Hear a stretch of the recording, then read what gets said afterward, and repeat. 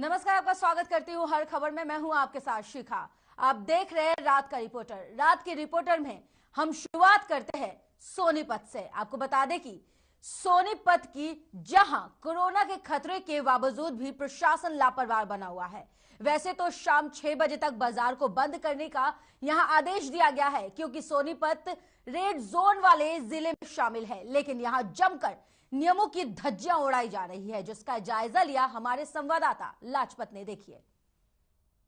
और मेरे सहयोगी आपको दिखा दें कि रात का समय है और प्रशासन की यहाँ कहीं ना कहीं धज्जियां उड़ाते हुए नजर आ रहे हैं। आप देख सकते हैं बाजार जो है पूर्ण तरीके से खुला हुआ है। लॉकडाउन की जो है वो धज्जियां उड़ रही है और लगातार दोनों तरफ के जो हैं वो दौरे जो आपको देख सकते हैं कि तस्वीरें बयान करती हैं कि बाजार खुला हुआ है, लेकिन सोनीपत का प्रशासन नींद में सोया हुआ है। और लगातार आपको बता दें कि सोनीपत का जो कोरोना का प्रकोप वो लगातार बढ़ता हुआ नजर आ रहा है, क्योंकि दिल्ली एनसीआर नज़दीक होना और दिल्ली सोनीपत पर लगातार काले बादल छाना ये लाजमी है, लेकिन सोनीपत का प्रशासन कहीं ना कहीं लापरवाही दिखाई दे रहा है। हर व्यक्ति आपको दिखा दें किसी के चेहरे पर मास्क नहीं दिखाई देगा और जो बाजार है वो पूर्ण तरीके से खुला हुआ है।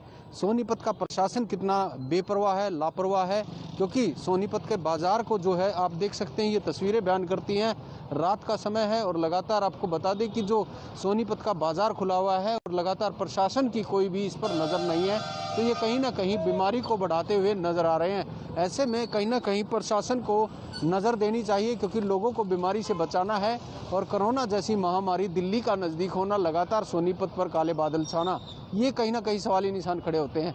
हर खबर के लिए सोनीपत से लाजपत। इस वक्त हमें सोनीपत ही नहीं, कमोवेश यही स्थिति पानीपत में भी देखने को मिली है। सवाल यह है कि बढ़ते कोरोना के बीच अगर किसी तरह की लापरवाही बढ़ती जा रही है तो क्या हालात और ज्यादा खराब होंगे। देखिए हमारे संवाददाता धर्मवीर सहरावत की ये रिपोर्ट। नमस्कार, आप देख रहे हैं हर खबर हरियाणा और इस वक्त हम पानीपत के रेड लाइट चौक से आपको सीधी तस्वीर दिखा रहे हैं कि जहां के जिला प्रशासन द्वारा 6 बजे से सभी बाजार बंद करने का जो निर्णय लिया गया था, उसकी हम तस्वीर दिखाएंगे कि पानीपत के जो रेड लाइट स्थित इंसार बाजार है वहां की तस्वीरें हम दिखाएंगे। अपने कैमरामैन से कहेंगे कि वह बाजार की तस्वीर दिखाए कि आज प्रशासन द्वारा जो मिनी लॉकडाउन पानीपत में लगाया गया था उसका यहाँ पर कोई असर देखने को नहीं मिल रहा है, जिसके चलते सभी दुकानें खुली हुई हैं, दुकानदार अपनी दुकानों पर बैठे हुए और ग्राहक यहाँ पर लगातार खरीदारी कर रहे हैं। पानीपत के इंसार बाजार से हम सीधी तस्वीरें दिखा रहे हैं कि नाइट रिपोर्टर जो हमारी मुहिम है उसके चलते आज हम पानीपत के इंसार बाजार में आए हैं, जहाँ पर प्रशासन द्वारा मिनी लॉकडाउन जो पानीपत में लगाया गया है उसमें निर्णय लिया गया था कि जो बाजार है वो 6 बजे के बाद सभी बाजार बंद रहेंगे।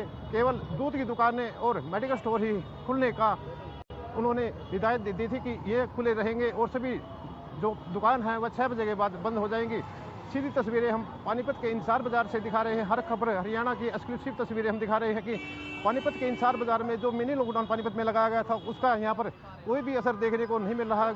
खरीदार लगातार खरीदारी करके यहाँ से जा रहे हैं और दुकानदार अपनी दुकानों पर बैठे हुए हैं। इस बारे में हम दुकानदारों से भी बात करेंगे कि उनकी इस खबर पर क्या राय है। प्रदेश सरकार द्वारा आज लॉकडाउन लगाया गया था, जिसके चलते यहाँ पर दुकानदार दुकान खोले बैठे हुए हैं। क्या कहना आपका इस बारे में? देखो, ये तो अब पता लगा है ना, आप आए हो मार्केट में, लोगों का पता लगा है, वीडियो आए हैं, देखो आप मीडिया आए हैं मार्केट में, आपको पता लगा है, मार्केट वालों को सबको पता लगा है भाई 6 बजे दुकान टाइम हो गया, कल 6 बजे पहले बंद हो जाएगी। या तो सवेरे न्यूज में आती, अखबार में आती, भास्कर में आती, पंजाब केसरी में आती, किसी में आती, फिर तो सब बाजार बंद होता। या तो प्रधान जी ने किसी में कहा हो, प्रधान जी ने मीटिंग बुला के बोला अभी 6 बजे दुकानें बंद होनी है, फिर तो कोई दिक्कत नहीं है, अब भी बंद हो गया, कल से 6 बजे पूरा हो जाएगा। यहाँ पर स्थानीय दुकानदारों से हमने बात की, उनका कहना है कि उनके पास किसी प्रकार की कोई सूचना यहाँ पर नहीं पहुँची थी, जिसके चलते वो अपनी दुकानों पर बैठे हुए हैं। इनका कहना है कि अगर दिन में मुनादी की प्रशासन द्वारा की जाती तो यहाँ पर वो अपनी दुकान बंद करके अपने घर चले जाते। पानीपत से हर खबर हरियाणा के लिए धर्मवीर सहरावत। वहीं प्रदेश में स्वास्थ्य सेवाओं को लेकर तमाम तरह के दावे किए जाते हैं। कोरोना काल में स्वास्थ्य सेवाओं का दुरुस्त होना बहुत जरूरी भी है। ऐसे में हमारे संवाददाता अनिल मोहिनिया ने नूह सामुदायिक स्वास्थ्य केंद्र का जायजा लिया और साथ ही ड्यूटी पर तैनात डॉक्टरों से भी खास बातचीत की। हम आपको दिखाते हैं। स्वास्थ्य केंद्र नूह में, सामुदायिक स्वास्थ्य केंद्र नूह पहुंचे हैं। यहाँ पर जायजा लेंगे किस तरीके के हालात हैं, यहाँ पर जो स्टाफ है उनसे बात करेंगे, डॉक्टर है उनसे बात करेंगे, किस तरीके की यहाँ पर सुविधाएं दी हुई हैं, सरकार की तरफ से जो सुविधाएं हैं वो किस तरीके से हैं, और जो यहाँ पर लोग हैं वो किस तरीके से इलाज के लिए आते हैं, वो सारी बातें हम अब यहाँ पर करेंगे। जैसे कि आप देख सकते हैं ये पुरुष वार्ड है, इसमें यहाँ पर पुरुषों के लिए वार्ड बनाया गया है। इसके अलावा हम आगे चलते हैं और आगे देखते हैं कि किस तरीके से यहाँ पर सुविधा है। और यहाँ ड्यूटी रूम है, ड्यूटी रूम हम पहुंचे हैं सामुदायिक स्वास्थ्य केंद्र के ड्यूटी रूम में। यहाँ पर देखते हैं कि ड्यूटी रूम के अंदर कौन तैनात है, डॉक्टर है कि नहीं, ये सारी आज पड़ताल हम करेंगे रात के रिपोर्टर में। यहाँ पर हाँ हैं डॉक्टर साहब हैं। डॉक्टर साहब आपका शुभ नाम? मैं डॉक्टर धर्मेंद्र। डॉक्टर धर्मेंद्र, आपकी ड्यूटी यहाँ पर है? हाँ जी, हाँ जी। आप एज ए डॉक्टर हो medical officer? Medical officer. Sir यहाँ पर हम बात करेंगे, रात के रिपोर्टर में हम लोग कवर कर रहे हैं, तो यहाँ पर किस तरीके से सुविधाएं दी जाती है? यदि कोई मरीज रात को इंजर्ड आता है या किसी प्रकार का अन्य कोई तरीके से आता है तो किस तरीके की उसको यहाँ पर ट्रीटमेंट दिया जाता है, क्या कहना है? ठीक है सर, जैसे पेशेंट आता है, हमारा कैजुअलिटी वार्ड है जी। यहाँ पे हम पेशेंट को लेटा के कुछ जो प्राइमरी ट्रीटमेंट देते हैं। प्राइमरी ट्रीटमेंट देने के बाद सर जैसे कोई मेडिकल केस होता है तो हम MLR काटते हैं, या फिर कोई जैसे कोई ज्यादा सीरियस पेशेंट होता है तो हमारा रेफरल सेंटर यहाँ पे ये नल्लड़ पे, नल्लड़, हाँ जी, वहाँ रेफर कर देते हैं। यदि कोई ज्यादा सीरियस मरीज होता है तो उसको आप नल्लड़ मेडिकल कॉलेज के लिए रेफर कर देते हो। तो जैसे कई बार देखा गया है कि कोई प्रेगनेंसी लेडी आती है तो उनके लिए किस तरीके की सुविधा है? हमारे पास अलग से वार्ड है। आइए हम आपको दिखाएंगे कि यहाँ पर जो डॉक्टर साहब है पूरे विस्तार से बता रहे हैं कि यहाँ पर जो वार्ड बनाए गए हैं किस तरीके से वार्ड बनाए गए हैं, क्या कहना है डॉक्टर साहब? ये हमारे पास ये फीमेल वार्ड है। फीमेल वार्ड में जो डिलीवरी के बाद पेशेंट को हम यहाँ से 12 घंटे रखने के बाद सुबह डिस्चार्ज कर देते हैं जी। जो कोई कॉम्प्लिकेशन होती है, कॉम्प्लिकेशन वाले पेशेंट को हम आगे रेफर कर देते हैं। नहीं ठीक रहता, बेबी और मदर दोनों ठीक रहते हैं तो हम अपने यहाँ से एडमिट करके सुबह डिस्चार्ज कर देते हैं। जैसे कि डॉक्टर साहब ने बताया कि यदि कोई लेडी प्रेग्नेंट लेडी आती है, उसकी डिलीवरी के बाद उनको यहाँ पर 12 घंटे के लिए रखा जाता है। 12 घंटे बाद उनको यहाँ से रिलीव कर दिया जाता है। और भी जानकारी लेंगे डॉक्टर साहब से। डॉक्टर साहब, अब सर्दियाँ शुरू हो चुकी हैं, जैसे कि देखा गया है कि सर्दियों में बच्चों की देखरेख और बुजुर्गों को देखरेख के लिए किस तरीके से हम बात करेंगे? देखो जी, बच्चों जो बुजुर्ग होते हैं, बुजुर्गों में इस सीजन में क्या होता है कि जो कार्डियक पेशेंट होते हैं या फिर ओल्ड एज पेशेंटों में क्या होता है, इसमें ब्रेन लकवे की शिकायत हो जाती है, हार्ट अटैक की शिकायत बहुत आती है। तो इस टाइम पे तो बच्चों पेशेंट जो भी होता है, ओल्ड एज जो पेशेंट होते हैं, इनकी सांस की दिक्कत भी होती है। तो इनको जी पूरे एक तो कवर पूरा करके कपड़े पूरे कवर के रखने हैं। तो उसके बाद क्या करना है कि पेशेंट को जैसे कोई दिक्कत होती है, पहले तो एक पानी हल्का निभाया, गर्म पानी, नहाने का भी ध्यान रखना है। जैसे नहाते हैं तो पानी थोड़ा हल्का गर्म होना चाहिए, उससे थोड़ा नहाना, उसी से नहाना चाहिए। और सुबह के टाइम क्या होता है, जो पेशेंट होते हैं, सांस के मरीज है, दिल के मरीज हैं, तो सुबह के टाइम इनको ज़्यादा दिक्कत होती है। तो क्या करना है अपने को, हमने ठंड से पूरा बचाव, अंदर के जो कपड़े होते हैं, गर्म कपड़े पूरी तरह से अच्छी तरह से पहन के रखने हैं। डॉक्टर साहब, आपने बताया कि सांस के मरीज, इन दिनों में सांस के मरीजों की संख्या बहुत ज्यादा हो जाती है कि दमे के जो रोगी, दमे के जो कि यहाँ पे वो चक्कर ये, यहाँ पे स्मोकर बहुत हैं। मेवात है, इस रीजन में स्मोकर्स बहुत हैं। तो ज्यादातर बूढ़े बड़े हैं वो बीड़ी हुक्का ज्यादा पीते हैं। तो क्या उनको ओल्ड एज में जाके COPD होती है, क्रोनिक ऑब्स्ट्रक्टिव पल्मोनरी डिजीज बोलते हैं, इसको अस्थमा दमा बोलते हैं। तो कुछ बच्चे और उनको दमे की शिकायत होती है, उसकी वजह से ये एग्रीवेट हो जाती है इस सीजन में। तो उसके लिए फिर उनके दवाई देना, जैसे सांस से हमारे पास भाप की मशीन है, यहाँ पे इंजेक्शन लगाते हैं, भाप देते हैं उनको, रिकवर कर देते हैं वहाँ पे एक्सरे कराने के बाद।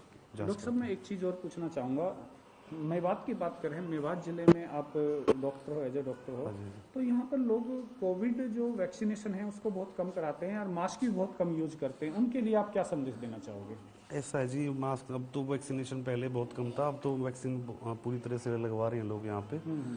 तो लोगों को घर घर जाके समझाया गया है, कुछ हमारी एडमिनिस्ट्रेशन की तरफ से भी अच्छा सहयोग मिला है। तो और दूसरी बात यह है कि लोगों को घर घर जाकर, यहाँ के मौलवी भी हैं, उनको भी समझाया गया कि इससे कोई ऐसी कोई दिक्कत नहीं है, वैक्सीन हमारे लिए सेफ है पूरी तरह से। तो मास्क लोग बहुत कम लगाते हैं। आज हमने देखा भी काफी लोग हैं जो बिगर मास्क के घूमते हैं, मार्केट में जाते हैं, भीड़ भाड़ इलाकों में रहते हैं।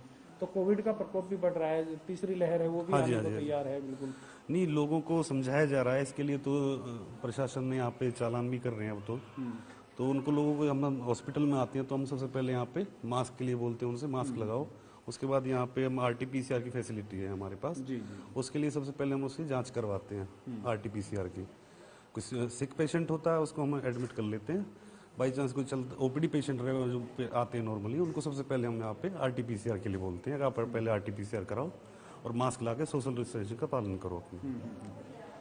तो जैसे कि डॉक्टर साहब ने बताया, बहुत अच्छे तरीके से बताया कि लोगों को मास्क का उपयोग करना चाहिए और ज़्यादा से ज़्यादा जो वैक्सीनेशन है वो करानी चाहिए। कुछ लोग वहम में हैं कि वैक्सीनेशन नहीं कराएंगे, लेकिन लोगों को हम हर खबर हरियाणा ये कहना चाह रहा है कि सभी लोगों को वैक्सीनेशन करानी चाहिए, चाहे पहली डोज हो चाहे दूसरी, सभी लोग अपनी वैक्सीनेशन कराएं।